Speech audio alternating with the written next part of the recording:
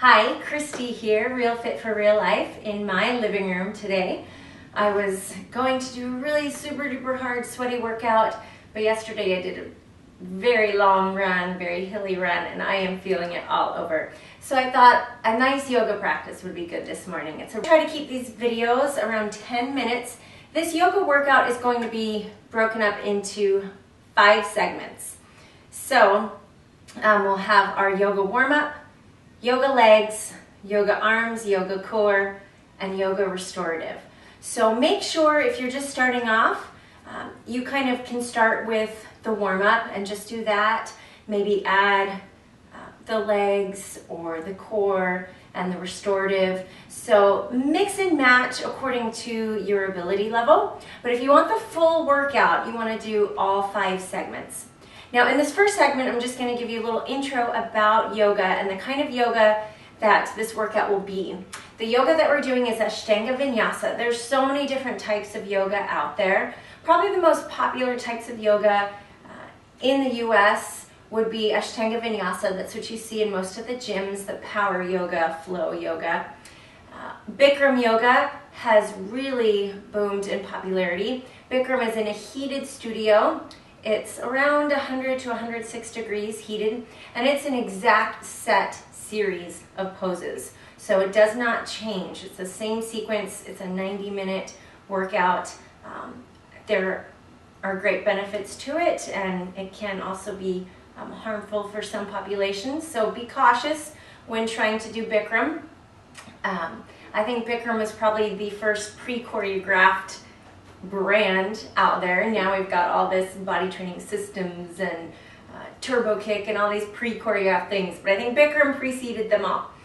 And there's also Iyengar, which is very focused on form. You'll spend like 10 minutes sometimes in just one pose, perfecting that pose.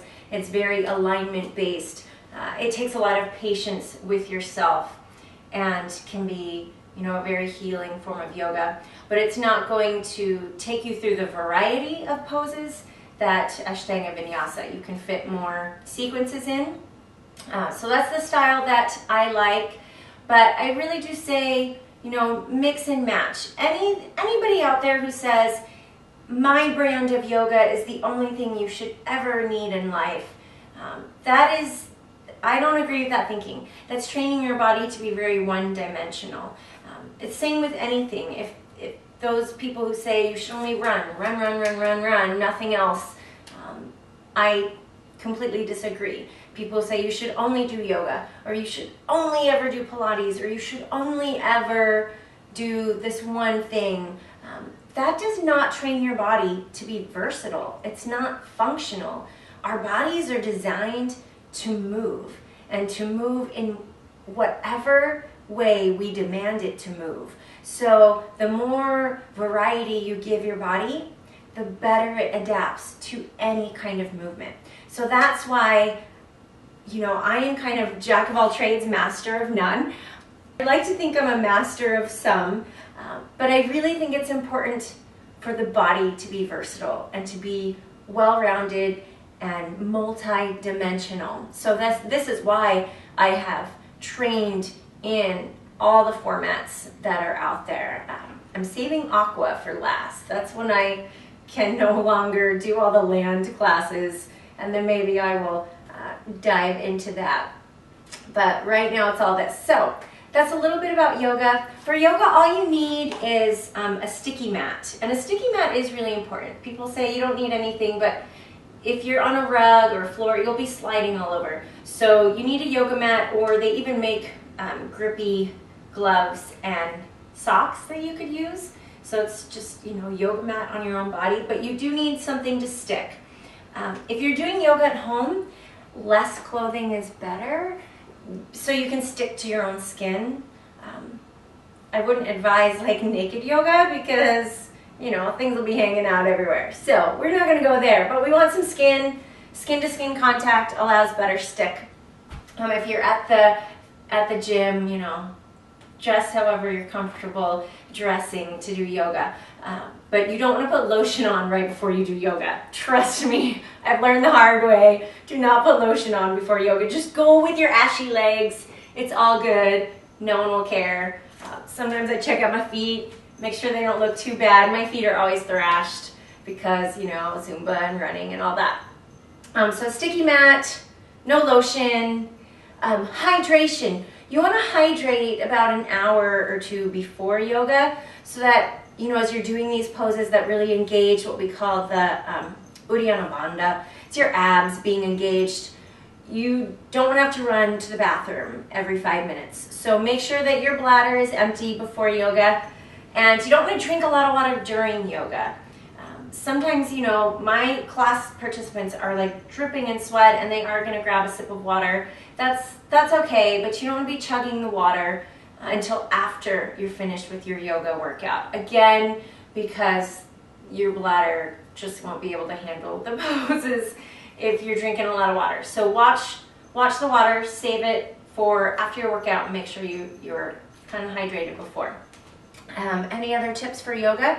Just have fun. Never push yourself to the point of pain. If you start to cramp up during a yoga pose, come out of it and stretch out that muscle. Don't just like fight through it. You can't fight through a cramp. It's impossible, not gonna happen. So come out of a pose if you're cramping up.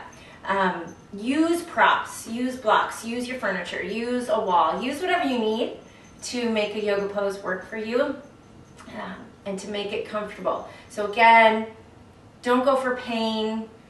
You should feel like a nice stretch, but nothing should hurt. So always listen to your body. Some poses will feel great on certain days, and on another day, it just isn't gonna happen. It's not gonna feel so good. So always be present and in the moment. That's the big thing with yoga, is teaching yourself to be mindful and aware and in the present moment. Music. You guys know I never have music in my workout videos just because of all the music laws, and sound quality won't be that great anyway, and I just don't want to deal with it. Use your own music. For yoga, it's awesome. You could do whatever. It doesn't have to be like that massage CD that you buy from Walmart. It doesn't have to be like Waterfalls and Kenny G. It can be like punk rock. It can be The Cure. It can be, you know, Jack Johnson. Whatever just makes you feel like moving and kind of touches you and moves you. I love just powerful music. So whatever music makes you happy and makes you want to move and makes you want to breathe. Okay? So that's my pre-spiel on this yoga workout. Let's get going.